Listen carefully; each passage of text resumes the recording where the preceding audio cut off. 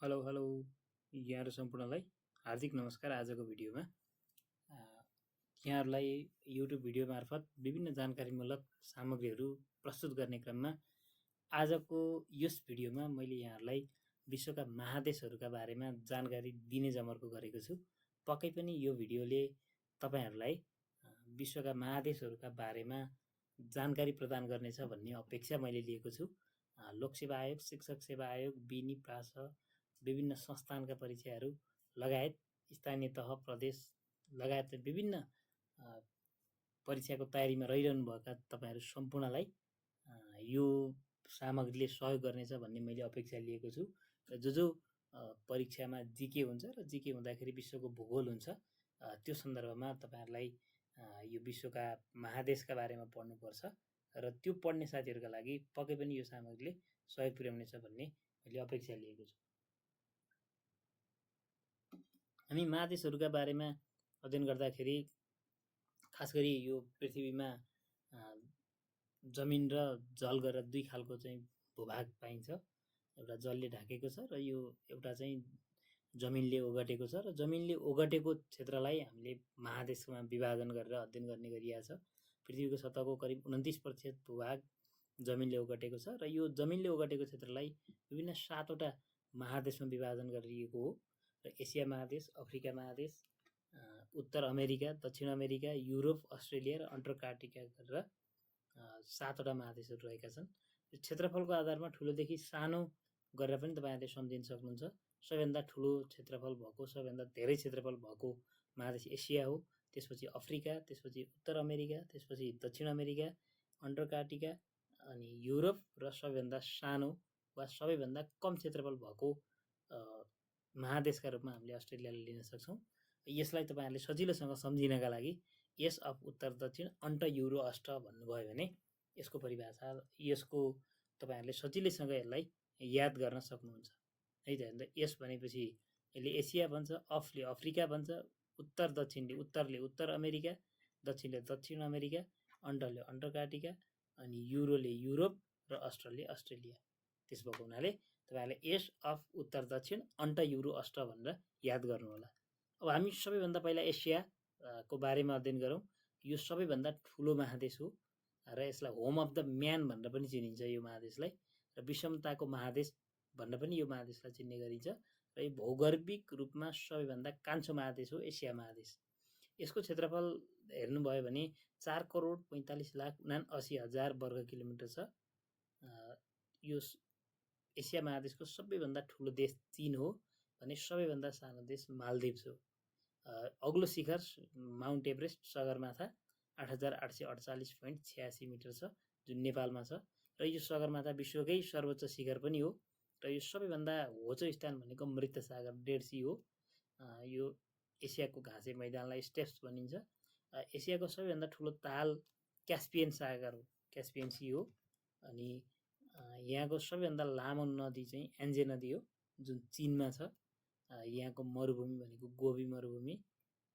अब यस पछाडि हामी अफ्रिकाको बारेमा केही चाहिँ जानकारी म तपाईँहरूलाई दिनेछु। र यो कालो र अँध्यारो महादेश भनेर अफ्रिकालाई चिनिन्छ। त्यस पछाडि भूमध्य रेखाले बिचबाट काटेको महादेश भन्यो भने पनि त्यो चाहिँ अफ्रिका महादेश हो भनेर यहाँहरूले जान्नुपर्ने हुन्छ। यसै गरी विश्वको सबैभन्दा ठुलो हिरा खानी जुन चाहिँ किम्बर खान हिरा खानी हो, यो अफ्रिका महादेशमा पर्छ।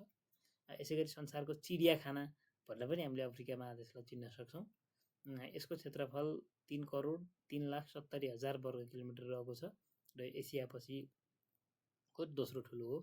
सबैभन्दा ठुलो एसिया र त्यस पछाडि दोस्रो हो। र यसले पृथ्वीको कुल जमिनको भूभागको 20.2% भूभाग ओगटेको छ।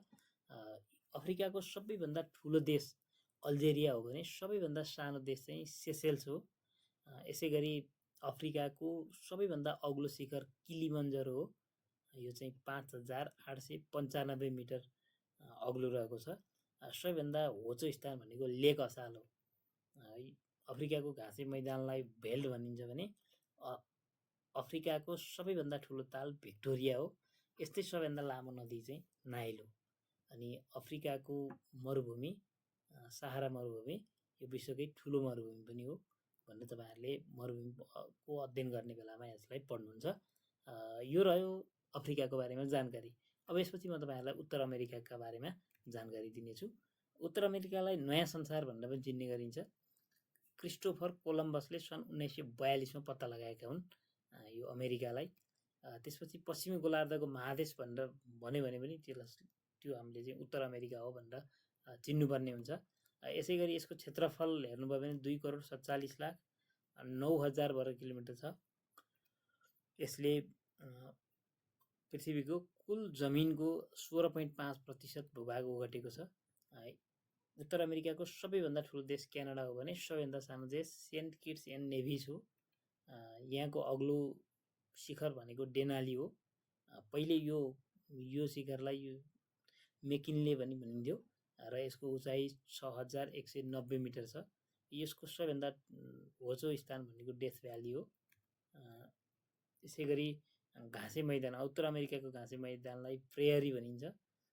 उत्तर अमेरिकाको सबैभन्दा ठुलो ताल सुपेरियर ताल हो भने लामो नदी मिसिसिपी हो।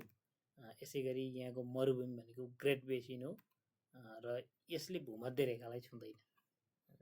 यसरी तपाईँले उत्तर अमेरिकाका बारेमा यो जानकारी प्राप्त गर्न सक्नुहुन्छ। र अबको क्रममा म तपाईँहरूलाई दक्षिण अमेरिकाका बारेमा जानकारी दिनेछु। यो दक्षिण अमेरिका चराहरूको महादेश भनेर पनि चिनिन्छ। यसको क्षेत्रफल 1,78,40,000 वर्ग किलोमिटर रहेको छ। यो चाहिँ कुल पृथ्वीको जमिनले ढाकेको क्षेत्रफलको 12% भूभाग यसले ओगटेको छ। यसको सबैभन्दा ठुलो देश ब्राजिल हो भने सबैभन्दा सानो देश चाहिँ सुरिनाम हो। यसै गरी दक्षिण अमेरिकाको सबैभन्दा अग्लो शिखर एकान्कागुआ हो जुन 6,961 मिटर अग्लो छ। यस्तै यो सबैभन्दा होचो स्थान दक्षिण अमेरिकाको सबैभन्दा होचो स्थान भनेको पेनिन्सुला भेल्स हो। यहाँको घाँसे मैदानलाई पम्पाज भनेर भनिन्छ। यसै गरी ठुलो ताल भनेको माराकाइबा हो अनि यहाँको लामो नदी चाहिँ अमेजन नदी हो। यसै गरी यहाँको मरुभूमिलाई पाटागोनियन मरुभूमि भनिन्छ। यो रह्यो तपाईँहरूलाई दक्षिण अमेरिकाको बारेमा जानकारी। अबको क्रममा म तपाईँहरूलाई युरोपका बारेमा जानकारी दिनेछु। मरुभूमि विहीन महादेश भनेर युरोपलाई चिनिन्छ किनभने युरोपमा मरुभूमि छैन। यसलाई प्रायद्वीपहरूको पनि प्रायद्वीप भनेर चिनिन्छ। प्रायद्वीपहरूको पनि प्रायद्वीप भन्यो भने त्यो चाहिँ युरोप महादेश भनेर तपाईँहरूले जान्नु पर्यो। सबैभन्दा धेरै भूपरिवेष्टित देश भएको महादेश पनि यही युरोप हो। यसको क्षेत्रफल 1,01,80,000 वर्ग किलोमिटर छ र यसले पृथ्वीको जमिनले ढाकेको भूभागको जम्मा 7% भूभाग मात्रै यसले ओगटेको छ। युरोपको सबैभन्दा ठुलो देश रुस हो भने सबैभन्दा सानो देश भ्याटिकन सिटी हो र यो भ्याटिकन सिटी विश्वकै सानो देश पनि हो। यहाँको अग्लो शिखर भनेको माउन्ट एल्ब्रुज हो जुन 5,642 मिटर अग्लो छ भने त्यसै गरी होचो स्थान भनेको क्यास्पियन सागरको समुद्री तट हो। यहाँको घाँसे मैदानलाई स्टेप्स भनिन्छ भने ठुलो ताल भनेको लाडोगा हो ताल हो। त्यसै गरी लामो नदी चाहिँ भोल्गा हो भने युरोपमा मरुभूमि छैन। त्यसो भएको हुनाले यो मरुभूमि नभएको महादेशका रूपमा भनेर अघि पनि मैले तपाईँहरूलाई भनिसकेका थिएँ। यसरी तपाईँले युरोपका बारेमा जानकारी प्राप्त गर्नुहुन्छ। यस्तै अर्को यसको विशेषता भनेको भूमध्य रेखालाई नछुने महादेशका रूपमा पनि तपाईँले युरोपलाई चिन्न सक्नुहुन्छ। अबको क्रममा म तपाईँहरूलाई अस्ट्रेलिया महादेशका बारेमा जानकारी दिनेछु। यो कङ्गारुको महादेश भनेर चिनिन्छ अस्ट्रेलियालाई।